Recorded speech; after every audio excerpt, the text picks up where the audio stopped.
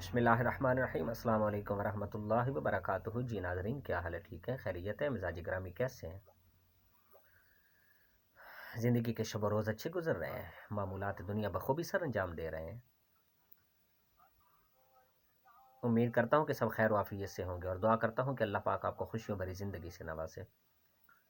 نبی رحمت صلی اللہ علیہ وسلم کے توسط اور اہل بیت اطہار پاک کے صدقے آپ کو زندگی کے ہر میدان میں کامیابی سے سرفراز فرمائے۔ ناظرین کرام، مولانا روم نا ایک سپیرے کی داستان لکھتے ہیں۔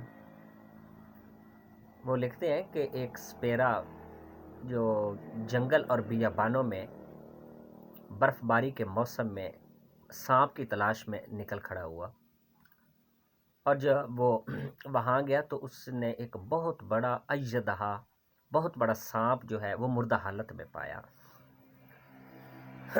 جب بہت بڑا اژدہا، جو بہت بڑا سانپ ہوتا ہے، وہ اس حالت میں اسے پایا جو مرا ہوا تھا، تو وہ مرا ہونے کے باوجود بھی وہ آدمی اس سے بہت زیادہ خوف زدہ ہوا۔ حالانکہ سپیرا تھا، وہ پوری زندگی یہی کام کرتا رہا، سانپوں کو پکڑتا رہا، ہاتھ میں لیتا رہا، پاس بھی سلاتا رہا، کھانا بھی ساتھ کھلاتا رہا، کھاتا رہا، لیکن اس اژدہے کو دیکھ کے بہت زیادہ خوف زدہ ہو گیا، وہ اتنا بڑا تھا۔ تو مولانا روم لکھتے ہیں کہ جب اس نے اس طرح کا یہ دیکھا نا، تو اس کے دل میں خیال آیا کہ میں اسے نا اپنے شہر لے جاؤں اور اس کے اوپر ٹکٹ لگا دوں۔ ٹکٹ جب لگے گی تو لوگ اتنے بڑے سانپ کو دیکھنے آئیں گے، تو چونکہ ٹکٹ لگی ہوگی، پیسے دے گے، تو میں سپیرے کے کام سے بھی باقی جو عمر ہے وہ اس کام سے مستعفی ہو جاؤں گا، مال ہو جاؤں گا، مال و دولت آ جائے گا، تو بیٹھ کے کھاؤں گا۔ تو اس نے جو ہے نا وہ بڑی مشکل سے اس کو خاص طریقے سے اس کے ذہن میں جب تجویز آئی تو اس کو کھینچ کھونچ کے اپنے علاقے میں لے آیا۔ جب علاقے میں آیا، ڈنڈورا پیٹا گیا، شور و غوغا ہوا، شور و غل ہوا، بہت زیادہ تماشا ہوا۔ لوگوں نے جب یہ سنا کہ اتنا بڑا اژدہا، اتنا بڑا سانپ آج تک کسی ہمارے باپ داداؤں نے بھی نہ دیکھا ہوگا، تو سارا شہر اس کو دیکھنے کے لیے امنڈ آیا۔ اب جو بھی دیکھنا چاہتا وہ ٹکٹ ادا کرتا، پیسے دیتا، اور پھر وہ دیکھ سکتا تھا سانپ کو، وگرنہ اسے دیکھنے کی اجازت نہیں تھی۔ مرا ہوا تھا سپیرا بھی، اور دوسرے لوگ بھی مرے ہونے کے باوجود اس سے خوف کھا رہے تھے۔ مردہ تھا نا، خوف کھا رہے تھے اس سے۔ سپیرا بھی خوف زدہ تھا، حالانکہ وہ بظاہر مردہ تھا۔ اب آگے سنیے، جب وہ لوگ دیکھ رہے ہیں، ٹکٹ دے رہے ہیں، پیسے بہت سارے ہو گئے، تو لوگوں کا جب جم غفیر ہوا، رش ہوا، ہجوم ہوا، تو ہجوم کی گرمی، کچھ سورج کی حدت اور شدت اور تمازت نے اس سانپ کو متحرک کر دیا، سانپ کو متحرک کر دیا، حرکت پیدا ہوئی اور وہ ہلچل مچانے لگ گیا۔ وہ دراصل بات کیا تھی، وہ برف باری کے علاقے سے وہ اژدہا لایا گیا تھا، کھینچ کے لایا تھا، تو برف باری کی وجہ سے وہ ٹھٹھر گیا تھا، سردی سے سن ہو گیا تھا۔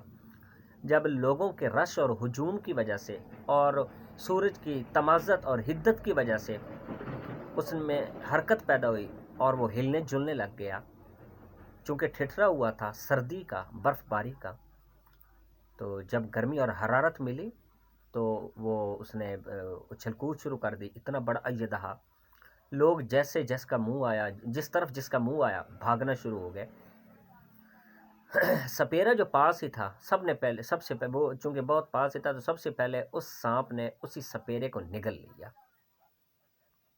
جب نگل لیا تو پاس ہی عمارت تھی، وہ اس میں گھسا، پرانی عمارت میں، اور ایسے اپنے جسم کو لوٹ پوٹ ہوتا رہا، اوپر نیچے ہوتا رہا کہ یقین کیا جا سکتا تھا کہ اب تو جو سپیرا ہے اس کی ہڈیاں بھی سرما بن چکی ہوں گی۔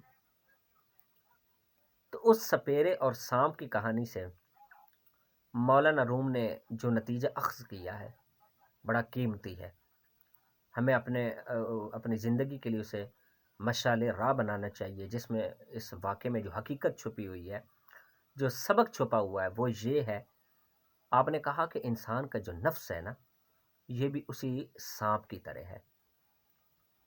جو حالات، واقعات یا ہمارے غصے کی وجہ سے یا ہمارے رویے کی وجہ سے وہ ٹھٹھرا تو رہتا ہے، لیکن اللہ پاک کی اطاعت سے بغاوت، اس کی سرکشی اور اللہ تعالیٰ کے احکامات سے روگردانی اور اللہ پاک کے جو ہمارے اوپر نافذ جو احکامات ہیں جو شریعت کے، اس سے روگردانی، سرکشی اپنانا، اور اس کے بعد یہ جو اس کی حدت اور شدت ہے اور دنیا کی جو چکا چوند رنگینیاں ہے، نفس بظاہر تو خاموش ہے لیکن یہ چیزیں اس نفس کو پھر سے متحرک کر دیتی ہیں۔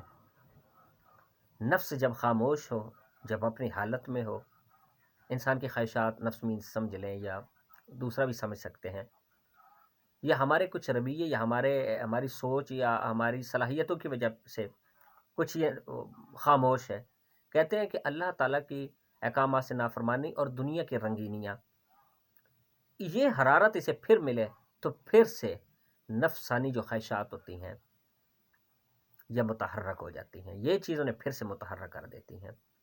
تو کبھی بھی ہمیں اپنی جو ہے اس سے بے نیاز نہیں ہونا چاہیے، لاپرواہ نہیں ہونا چاہیے۔ اللہ تعالیٰ نے انسان کے حدود و قیود بنائے ہیں، اصول، ضابطے، رویے بنائے ہیں، اگر ہم ان کے مطابق رہیں تو ہم کامیاب زندگی بسر کر سکتے ہیں۔ اگر ان چیلنجز سے ہم مقابلہ شروع کر دیں، چیلنجز کا سامنا نہ کر سکیں، دوسرے لفظوں میں فطرت سے ہم جنگ کرنا شروع کر دیں، تو بجائے کہ تسلیم کرنے کی جنگ ہم شروع کر دیں کرنا، تو پھر تباہ و بربادی ہمارا مقدر بن سکتی ہے۔ اس لیے خواہشات کو ناظرین کرام جتنا ہو سکے دبانا چاہیے۔ بڑے بڑے جو لوگ ہوئے ہیں وہ کہتے ہیں کہ ہم نے خواہشات کو دبا لینے سے بہت سارے مفادات حاصل کیے، بہت انسان کو روحانی، جسمانی خوشیاں، مسرتیں، فرحتیں حاصل ہوتی ہیں۔ وہ چاہے انسان کے جسم کے اندر جو چھپا ہوا نفس ہے وہ یا دوسرا نفس، دونوں کی خواہشات کو دبا لینے میں کامیابی چھپی ہوئی ہے۔ تو مولانا روم نے اس سانپ کے سپیرے کی کہانی سے ہمیں یہ بتایا کہ اس کو اللہ تعالیٰ کی نافرمانی اور دنیا کی رنگینیاں یہ جو حرارتیں دیتی ہیں اس سے یہ پھر متحرک ہو جاتا ہے، تو لہٰذا بچ کے رہنا چاہیے، خیال سے رہنا چاہیے، اعتدال کا راستہ اپنانا چاہیے تاکہ ہم زندگی بھی اچھی گزار سکیں اور آخرت میں بھی کامیاب ہو سکیں۔ اگر یہ بات اچھی لگے تو کمنٹ سیکشن میں اس کا اظہار کر دیجیے گا ناظرین کرام، بری لگے تو معذرت۔ ساتھ ساتھ ایک دفعہ پھر میں عرض کروں گا میرے چینل کو ضرور لائک اور سبسکرائب کر دیں۔ السلام علیکم۔